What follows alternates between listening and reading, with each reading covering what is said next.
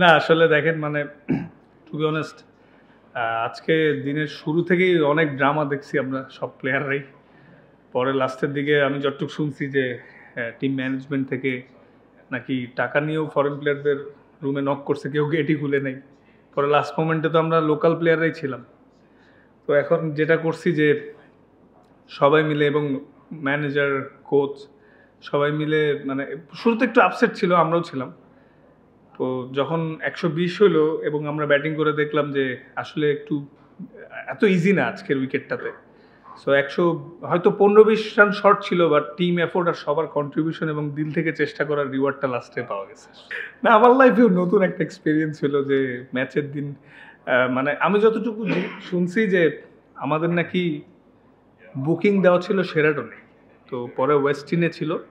পরে নাকি বুকিং দেওয়ার কারণে ওয়েস্টিনে নাকি সব রুমগুলো বুক হয়ে গেছে, এটা আমি যেটা শুনছি। পরে আমরা হোটেল চেঞ্জ করলাম, চেঞ্জ করে যাওয়ার 2 ঘন্টা আগে শুনি ফরেন প্লেয়ার কেউ যাবে না।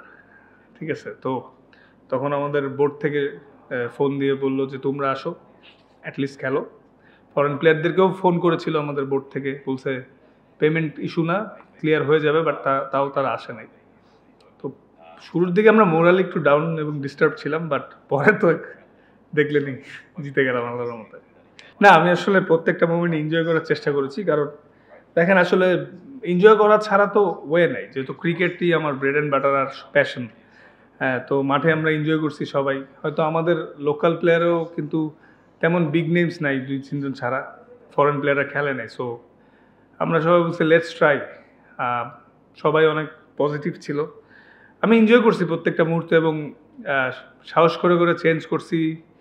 এবং যেই যখন বোলিং আসছে সাপোর্ট করার ট্রাই করছি যে আমাদের হারানোর তেমন কিছু নাই, বাট আমরা আমাদের সেরাটা দিয়ে দেখতে পারি শেষ পর্যন্ত কী হয়। এবং পরে লাস্টে আমাদের রেজাল্ট আসছে, এনজয় করেছি। তো দেরি আছে না, এখন আসলে আরও কালকে একটা ম্যাচ আছে, প্রসেসেই থাকি। যখন সময় হবে সব কিছু সময়ের সাথে সাথে হবে। তকদির বলেও কিছু জিনিস আছে, সামনে অনেক ক্রিকেট খেলা আছে। জাস্ট ভাইয়া অ্যাজ এ ক্রিকেটার হিসেবে আমি এনজয় করতে চাই ক্রিকেটটারে, আর ইমপ্রুভমেন্টের ধারাবাহিকতাটা ধরে রাখতে চাই, আর আল্লাহ যাতে আমরা সুস্থ রাখে এটাই চাওয়া। আসলে ওইগুলো নিয়ে এখন তেমন চিন্তা করছি না, যদি সময় আসলে কখন আসলে পরে দেখ। টু বি অনেস্ট শুধু আমি না ভাইয়া, টিমের কেউই যখন এরকম ঘটে ভালো ফিল করে না। কারণ দিন শেষে আমরা বিপিএল আমাদের সবচেয়ে বড় টুর্নামেন্ট, এই টুর্নামেন্টে আমাদের সবার একটা এক্সপেকটেশন থাকে যে শান্তিপূর্ণ পরিবেশে থেকে খেলবো। কারণ যে পরিমাণ ক্রাউড হচ্ছে সব মিলে আগের তুলনায় জমজমাট বিপিএল হচ্ছে, কিন্তু আনফর্চুনেটলি আমাদের টিমের বিভিন্ন রকম প্রবলেম হয়েছিল। কিন্তু আসলে সবাই মিলে একটাই বারবার বলছিলাম যে যেহেতু আমাদের সবার নিজের প্রুফ করার জায়গায় একটা, যতই মানে সমস্যা হোক এগুলো মানে একটা সাইডে রেখে মাঠে এনজয় করতে হবে। কারণ সবার bread and butter career, national team সব কিছু নিজেকে প্রুফ করার মঞ্চই এটা। তো এই জিনিসগুলোই আমাদের টিমের লোকাল প্লেয়ারদের আজকে সবাই বুস্ট আপ করছে। বাট ফিলিংসটা অবশ্যই নাইস তা, কিন্তু এর মধ্যে দিয়ে আমরা চেষ্টা করে যাচ্ছি।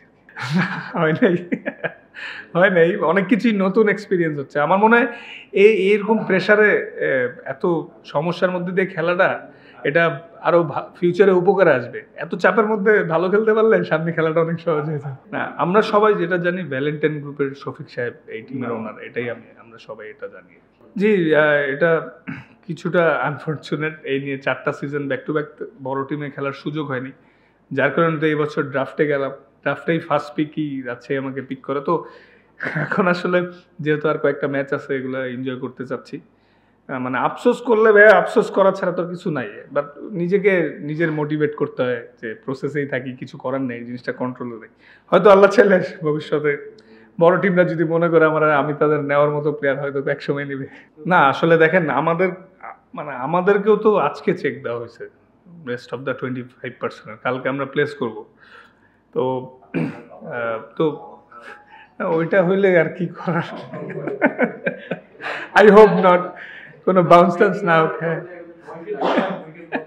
না, এই উইকেটের মতো বাউন্স করলে চেক প্রবলেম আছে। আই হোপ এমন করবে না। ঠিক আছে, ইনশাল্লাহ আমরা সবাই পাবো।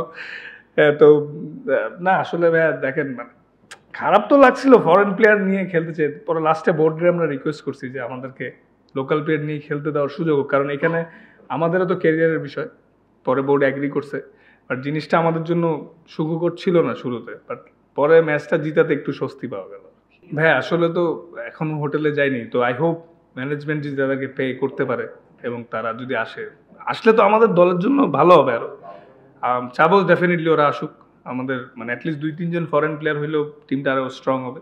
বাট এটা আসলে এখন বলতে পারছি না, যেহেতু হোটেলে যাই না। ম্যানেজমেন্টরা যদি ওদের পে করে দেন ওরা আসছে। জি জি, আসলে সবাই যখন আমরা অনেক ওয়ারিড ছিলাম তখন ফারুক স্যার ফোন করে আমাদেরকে এটা মানে ইনশিওর করেছে যে টাকা পাইতে দেরি হলেও কোনো প্রবলেম নাই, ক্রিকেট বোর্ড পে করবে, তোমরা সবাই মন দিয়ে খেলো। এটাই, তারপর আমরা একটু স্বস্তি পেয়েছি। এটা আমি শুনেছি ম্যাচ শেষে যে ম্যানেজারকে বলা হয়েছে যে লাস্টে পয়সা নিয়েও নাকি ওদের নক করেছে, ওরা গেটই খুলে নেয়, ওরা ভাবছে যে এমনি রিকোয়েস্ট করতে আসছিল। আমি গেছিলাম, পরে ওরা বললো যে লুক, মানে টাকা না দিলে আমরা যাবো না। বললাম ঠিক আছে, ইয়োর কল। আমি আর কি বলবো, আমিও তো প্লেয়ার।